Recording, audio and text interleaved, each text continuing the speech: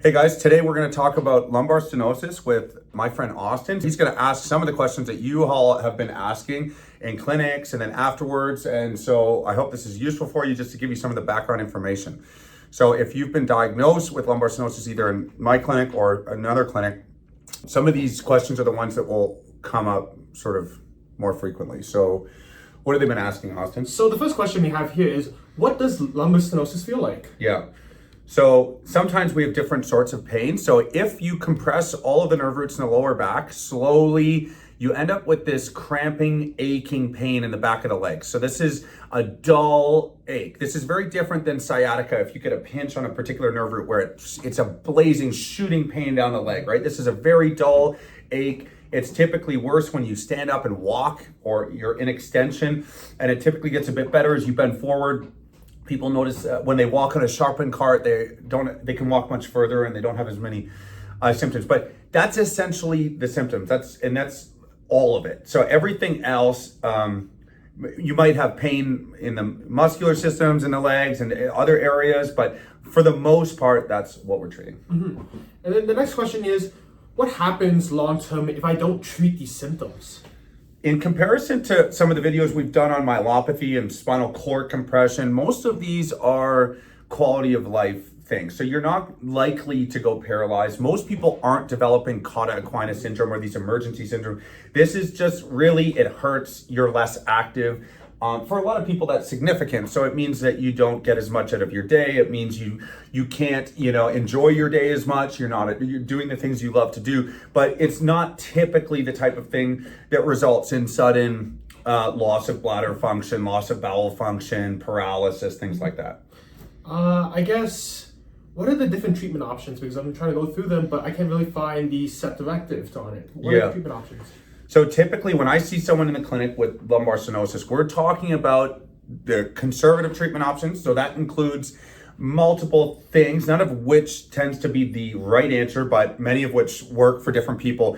Chiropractic, massage, weight loss, all these sort of, medications like we tried, nerve pills and Tylenols and over-the-counter types of medications. So there's all of these conservative options. The next level up in terms of risk, we'll see you in the pain clinic, we'll do some injections. So any type of injections, whether it be steroid-based or PRP, things like that, we can do those directed at the back, at the SI joints, depending what we're trying to treat.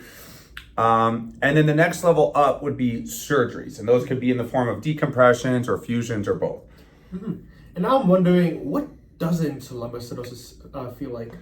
So there's a lot of people with different sorts of symptoms that we'll see. Some people have hip pain, knee pain. Like you can have pain in the leg that doesn't come from the back. And so often these are, mixed together. And so not all these symptoms that are mechanical or related to movement around the hip or groin or knee or ankle, whatever, are going to get better with a back surgery or with injections around the back and things like that. So anything that's not exactly what we mentioned, the cramping base, dull ache, back of the legs, typically activity related and relief by flexion type of symptoms is probably not from the back.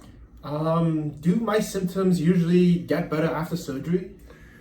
I would say it depends. If your symptoms match the textbook understanding of what we just mentioned for what we call neurogenic claudication or that lumbar stenosis symptoms, you have a very high chance of having a success with a decompression. Now, the success rate goes up or down depending on what's actually involved in the surgery. Bigger surgeries have higher risk, smaller surgeries, lower risk. But typically for leg symptoms, so leg dominant symptoms, cramping in the legs, you're gonna have a pretty high success rate with a decompressive surgery on the back. Mm-hmm. And why do some people get surgery and others don't?